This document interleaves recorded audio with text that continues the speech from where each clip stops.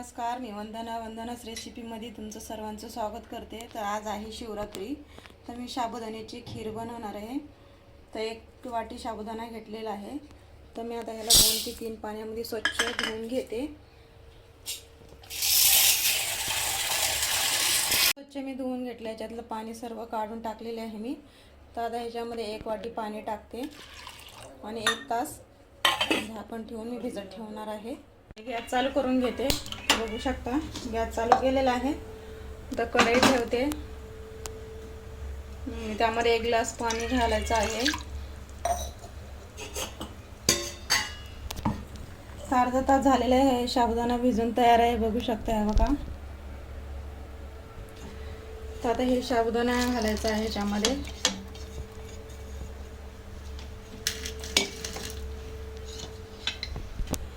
एक 10 मिनिटं आपल्याला आता याला शिजून घ्यायचं आहे आणि मध्ये मध्ये असं ढवळत राहायचं आहे याला।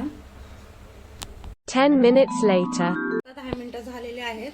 तर मी याला मध्ये मध्ये परतून पण घेतलेला आहे आणि आता ही 1 वाटी साखर घालते मी। तुम्हाला जेवढं गोड हवं असेल तेवढं तुम्ही गोड वापरू शकता। तर साखर घालून झालेली आहे। तर मी ह्याला असं मिक्स करून घेते आणि हे काजू आणि बदाम तर हे पण घालते। ह्याला पण छान असं खाली वर करून घेते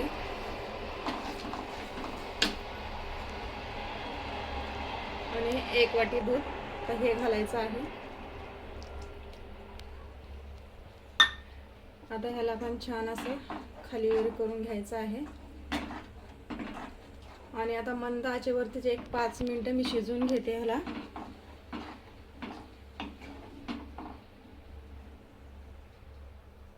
5 मिनिटं झालेले आहेत। तर बघू शकता झटपट आपली साबुदाण्याची खीर बनवून तयार आहे। तर मी आता गॅस बंद करून घेते आणि एका बाउलमध्ये काढून घेते मी आता। बघू शकता बघा, मी हे बाउलमध्ये काढून घेतलेले आहे। छान अशी खीर झालेली आहे।